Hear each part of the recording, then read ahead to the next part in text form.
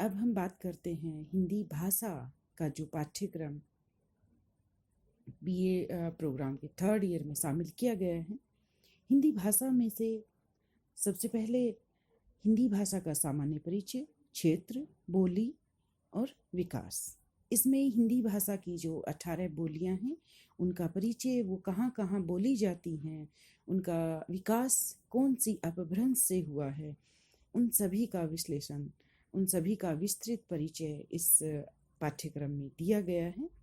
मानक लिपि और वर्तनी ये भी सिलेबस में शामिल है। तीसरा है राष्ट्रभाषा, राजभाषा और संपर्क भाषा के रूप में हिंदी।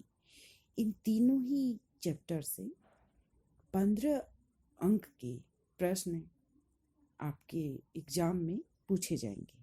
अब हिंदी भाषा पर ही आधारित हम दूसरे पाठ की बात करें तो वो है अपठित अंश पर आधारित प्रश्न। इसमें कोई एक गद्यांश दिया जाएगा जिस पर आधारित प्रश्नों के उत्तर विद्यार्थियों को देने होंगे।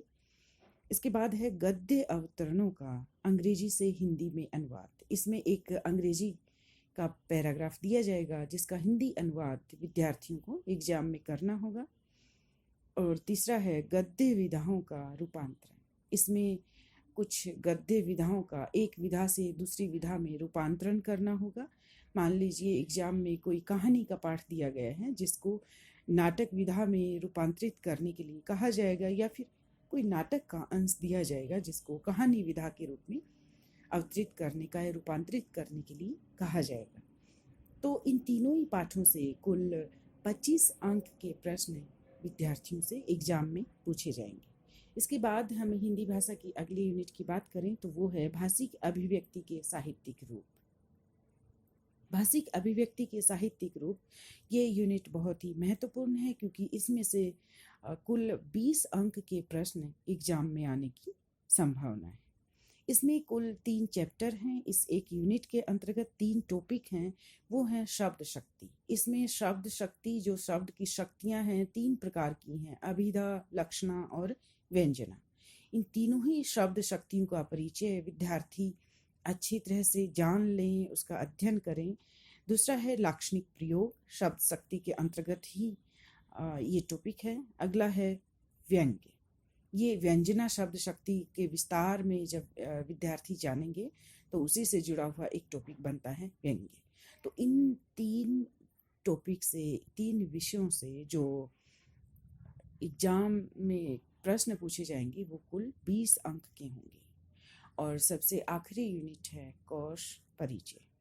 इसमें कोश के प्रकार, उसका परिचय, कोश क्या होता है, अंग्रेजी हिंदी कोश, एक भाषी कोश, द्विभाषी कोश, उच्चारण कोश, समानांतर कोश, इन सभी कोशों की जानकारी, डिक्शनरी की जानकारी विद्यार्थियों को होनी चाहिए। ये खासकर हिंदी भाषा के कोश के बारे में ही पूछा जाएगा, तो विद्यार्थी उनका भी गहराई से अध्ययन करें। इस पर आधारित जो प्रश्न आएंगे वो कुल 10 अंक के होंगे।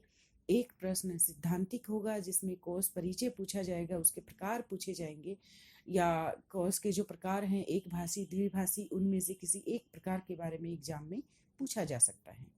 और दूसरा इससे जो प्रश्न बनता है, कुछ शब्द दिए जाएंगे जिन शब्दों को आपको कोश के क्रमानुसार रखना होगा।